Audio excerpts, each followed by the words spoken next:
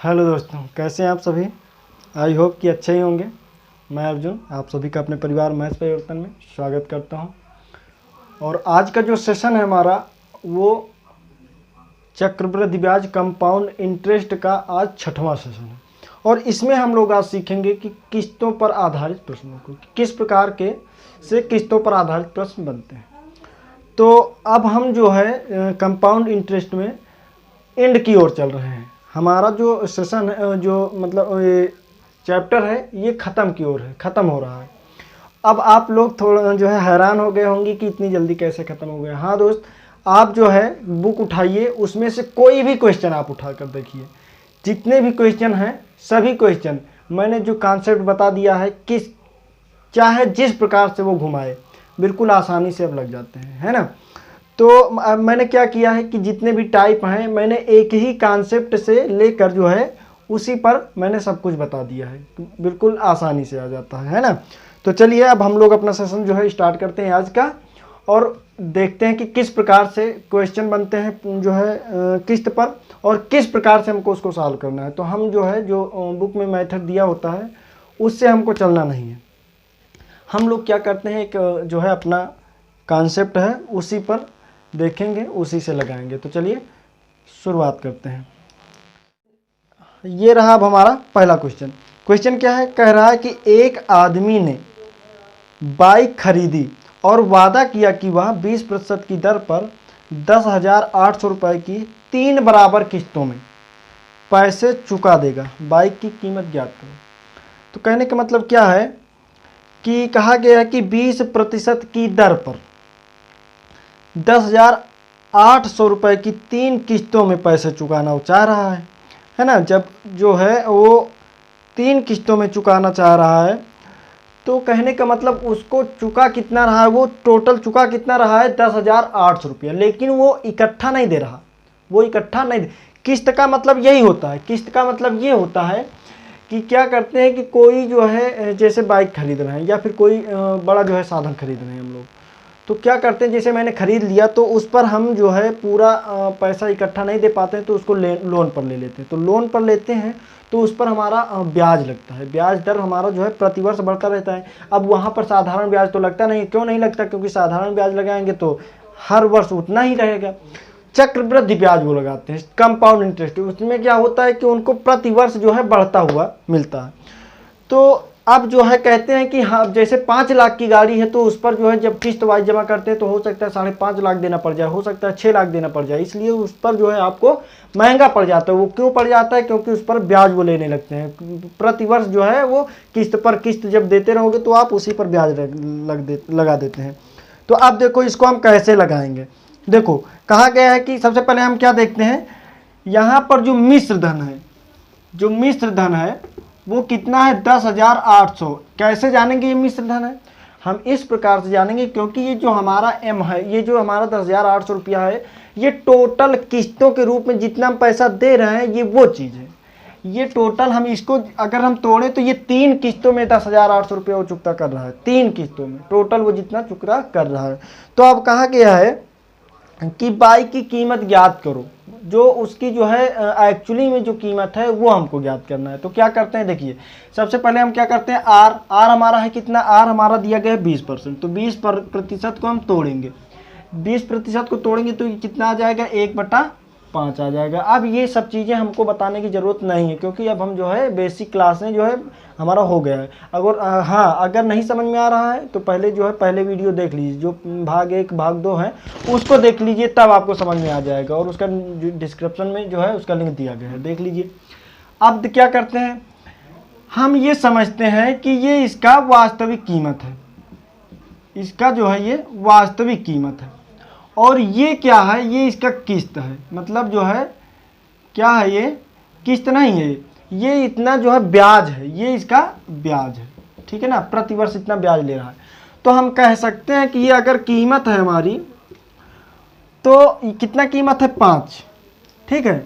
अब जब ये कीमत है हमारी तो ब्याज 1 लेकर वो जो किस्त दे रहा है वो कितना दे रहा है, 1 ब्याज लेकर ये 5 रुपये में 1 जोड़ देगा तो ये 6 रुपया किस्त के रूप में दे रहा है। देखिए ये हम अनुपात के रूप में अभी बनाकर चल रहे हैं, अनुपात से क्वेश्चन आसान हो जाता है, जो है इजी पड़ जाता है समझना। ये क्वेश्चन बहुत बड़ा बड़ा लगता है, इतना अगर लगाओगे तो आप इतना जाएगा, लेकिन देखना अभी कितनी आसानी से आएगा। पहला क्वेश्चन है, थोड़ा सा धैर्यपूर्वक समझना।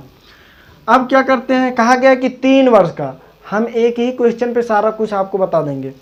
3 वर्ष का कह रहे हैं, तो ये तो पहले वर्ष का है हमारा, ये हमारा पहले वर्ष का है। अब दूसरे वर्ष का क्या होगा, इसी का वर्ग कर दो, क्योंकि ब्याज हमारा जो चक्रवृद्धि ब्याज है वो एक जो है राउंड करता रहता है, वो मतलब वर्ग के अनुसार। तो क्या करते हैं कि 5 × 50 = 25 हो जाएगा, और ये 6 × 6 = 36 हो जाएगा। तो हमारा ये दूसरे, ये फर्स्ट ईयर का है और ये सेकंड ईयर का हो गया। अब थर्ड ईयर देखिए, अगर जो है कहता कि सेकंड मतलब 2 वर्षों का किस्त, तो 2 वर्षों का किस्त हमारा अब यहीं से बना लेते हैं हम। लेकिन 3 वर्षों कहा गया, तो अब इसी का क्यूब कर दो, तो 5 × 50 = 25, 5 × 125 हो जाएगा। अब इसका जब करोगे तो 6 × 6 = 36, 6 × 3 = 18, 18 × 3 = 21, तो 216 हो जाएगा। ठीक है, ये 216 हो गया। अब हम क्या करते हैं, देखिए ये किस्त है हमारा और ये हमारा कीमत है, वास्तविक कीमत। तो हम क्या करते हैं, किस्त तो हमारा प्रत्येक वर्ष समान होता है ना, मैंने बताया कि देखो, क्योंकि जो है ये 3 बराबर किस्तों में कहा गया है, तो 3 बराबर किस्तों में कहा गया है, तो 3 बराबर, इसको हम किस्त को बराबर करेंगे। जब किस्तों को बराबर करेंगे तो इसका एलसीएम आएगा 216।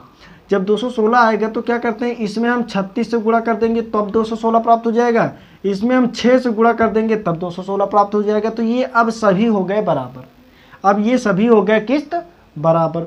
जब किस्त हमारे बराबर हो गए तो अब क्या करते हैं, देखिए इसमें 6 से गुणा, देखिए पहले वाले में 36 से गुणा किए ना, तो इसमें भी हम 36 से गुणा करेंगे। दूसरे वाले में 6 से गुणा किए तो इसमें भी हम 6 से गुणा करेंगे। ठीक है ना, इसको इरेज कर रहे हैं। अब क्या करते हैं, हम देख रहे हैं कि हमारा जो वास्तविक कीमत है वो कितना आ रहा है, 5 छक्का, अब इसमें गुणा करेंगे तो 5 छक्का 30, 5 × 3 = 15, 15 × 3 = 18, 180 रुपया पहले वर्ष का कीमत है। दूसरे वर्ष का कीमत कितना, 6 × 5 = 30, 6 × 2 = 12, 12 × 3 = 15। अब तीसरा वर्ष का हमारा कितना, 125 है। ठीक है, अब देखिए ये हमारा जो ये किस्त बना है, ये अब तीनों बराबर हो गए हैं, 216 216 216 बन गया है। ये प्रतिवर्ष, ये प्रतिवर्ष किस्त है, प्रतिवर्ष किस्त है, समझना, ये प्रतिवर्ष हमारा किस्त है। तो अब ये 216 बराबर हमारा हो जाएगा 10,800 के, क्योंकि ये देखिए समझना, जो है कहा गया है कि 20% की दर पर 10,800 रुपये की 3 बराबर किस्तों में, थोड़ा सा जो है मिस्टेक हो गया, हमसे गलती हो गई है, सॉरी। क्या है कि मैंने शुरू में बताया है कि ये टोटल, ये हमारा मिश्र धन है, ये मिश्र धन नहीं है, ये हमारा प्रतिवर्ष का किस्त है। ये हमारा क्या है, ये किस्त है, ये हमारा क्या है, प्रतिवर्ष का ये किस्त है, मतलब 3 बराबर किस्तों में दे रहा है। तो ये पहली बार का ये किस्त है, दूसरी बार का भी किस्त है, ये हमारा ये किस्त है, बराबर किस्तों में है ना। तो अब क्या करते हैं, देखिए टोटल हमको ये हमारा ये जो है अमाउंट कितना प्राप्त हो रहा है, तो 0 0 0 तो 5 5 2 7 8 7 15 है ना, 3 3 1 4 455 रुपया हमको टोटल प्राप्त हो रहा है। कितना प्राप्त हो रहा है, 455 रुपया। ठीक है ना। अब हम क्या करते हैं, हमने अभी अभी बताया है कि ये 216 बराबर है कितने के, 10,800 के।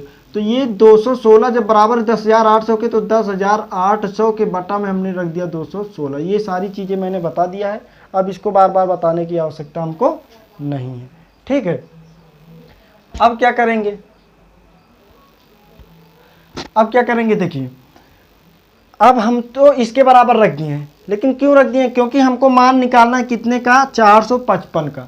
हमको 455 रुपये का मान निकालना है, तो हम इसमें 455 से गुणा कर देंगे, तो ये हमारा क्या बन जाएगा, P बन जाएगा। ये हमारा क्या बन गया, P बन गया। अब हमारा आंसर आ गया, इसी को हमको सॉल्व करना है और आंसर आ जाएगा हमारा।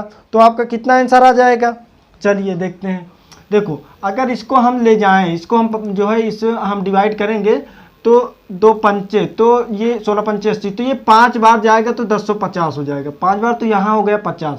अब 50 से इसमें जब गुणा करवाएंगे हम, तो 5 × 5 = 25, कितना आएगा, 5 × 5 = 25, फिर 5 × 5 = 25, 2 = 27, फिर 5 × 4 = 20, 20 × 2 = 22 और 1 0 ये, तो कितना आ जाएगा हमारा ये P का मान, 22,750 हाँ दोस्तों, हमारा आंसर कितना आएगा? 22,750 रुपया। आई होप कि आपको ये क्वेश्चन समझ में आ गया होगा, और स्क्रीनशॉट लेना चाहते हो तो स्क्रीनशॉट आप ले सकते हैं, ठीक है ना।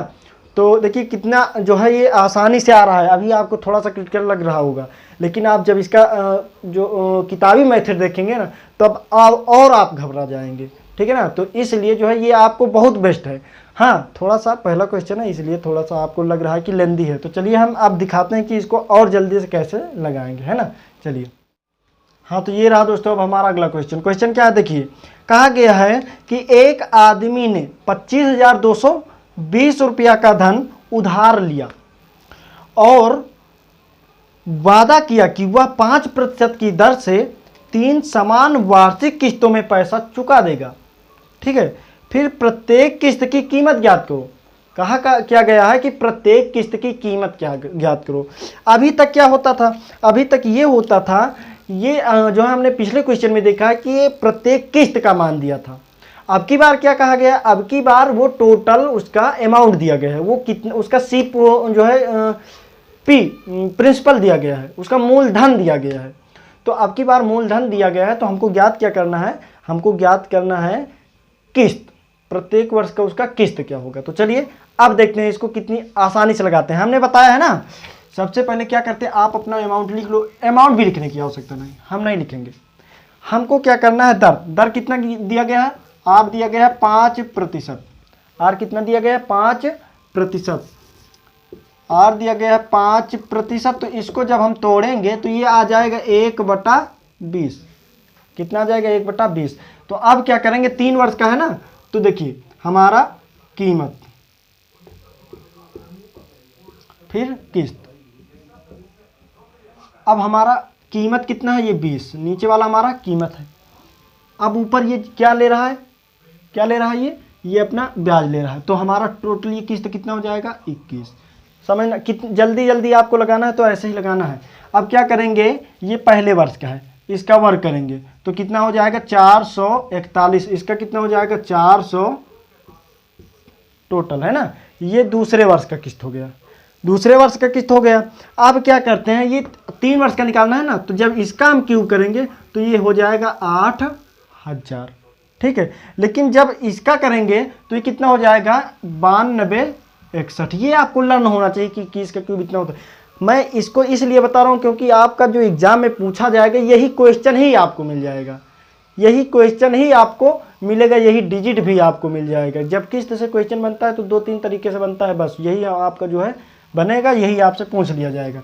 सिर्फ यहाँ पर ये जो है जो किस्त होगा या फिर जो उसका मूलधन होगा वही अंतर रहता है, बस परसेंटेज यही दे देंगे। अब क्या करते हैं? मैंने बताया कि किस्त हमारा समान होना चाहिए, तो किस्त समान होना चाहिए। इसमें 21 से गुणा, इसमें 441 से गुणा कर देंगे तो अब ये हमारा किस्त समान हो जाएगा। इसमें 441 से गुणा किए हैं तो 441 इधर भी, इसमें भी 21 से गुणा। तो ये हमको क्या प्राप्त हो रहा है? 2 एकम 2, 2 चौको 8, 2 चौको 8, तो कितना प्राप्त हो गया हमको? 8820 रुपया, है ना। अब इसमें जब करेंगे तो क्या होगा? 4 एकम 4, 4 दूना 8, है ना। 4 एकम 4, 4 दूना 8 और 2 जीरो पहले से हैं, 2 जीरो मैंने ये रख दिया। अब ये तो हमारा 8000 बना ही। अब टोटल कितना हो जाएगा? देखिए 0 0 0 2, फिर 8 4 12, अब 8 त्रिक 24, 24 1 25, तो 25,220 रुपया। और हमारा जो क्वेश्चन में दिया गया है अमाउंट वो कितना दिया है? 25,220 ही रुपये दिया गया है। तो इसका मतलब ये है कि इसका हमको बनाना कितना है? 25,220 रुपया। तो इसमें गुणा हम 1 से कर रहे हैं। तो अब हम क्या करते हैं? हमको किस्त निकालना है। प्रत्येक वर्ष का किस्त कितना प्राप्त हो रहा है? सभी वर्षों का किस्त ये कितना प्राप्त हो रहा है? 9261 रुपया। तो इसमें भी हमको 1 से गुणा करना है, तो ये हमारा बन जाएगा 9261। यही हमारा किस्त प्राप्त होगा, यही हमारा आंसर ही है। अगर ये सेम दोनों आ जाए तो जितना हमारा किस्त रहेगा वही हमारा आंसर हो जाएगा, ठीक है ना। तो आई होप कि आपको समझ में आ गया होगा और आसानी से लग भी गया होगा। देखिए कितनी आसानी से लग गया है ना। तो अब ये रहे हमारे जो है क्वेश्चन, और मैं उम्मीद करता हूँ कि ये सभी क्वेश्चन आपको समझ में आए होंगे। अगर ये वीडियो आपको पसंद आ रहा है तो लाइक करना, और अगर नए हैं चैनल पर तो चैनल को सब्सक्राइब कर लेना, ठीक है ना। और हाँ, हम जो है अब पूरी तरीके से कंपाउंड इंटरेस्ट को समाप्त कर चुके हैं, पढ़ चुके हैं, ठीक है। अब क्या करेंगे, अब हम जो आए हुए क्वेश्चन हैं, जो हमारे एनटीपीसी और ग्रुप डी में पूछे गए क्वेश्चन हैं, उनका हम पीडीएफ तैयार करेंगे, उसको एक बार देखेंगे, है ना। उससे क्या होगा कि आपको ये समझ में आएगा कि हाँ, जैसे मैंने ये किस्त के जो है क्वेश्चन बता दिए, तो ये किस्त पर क्वेश्चन हमसे पूछा जाता है एग्जाम में कि नहीं पूछा जाता है, तो ये आपको एक जानकारी भी प्राप्त हो जाएगी, एक अनुभव प्राप्त होता रहेगा। तो मैं जो है अब जो भी एक नेक्स्ट सेशन में मिलूँगा तो उसमें मैं कुछ क्वेश्चन करवाऊँगा, पीडीएफ क्वेश्चन है, ठीक है ना। तो चलिए अब जो है आज की वीडियो को यहीं पर स्टॉप करते हैं, यहीं पर सेशन को स्टॉप करते हैं, है ना। फिर मिलेंगे किसी नेक्स्ट वीडियो में। तब तक के लिए जय हिंद, वंदे मातरम।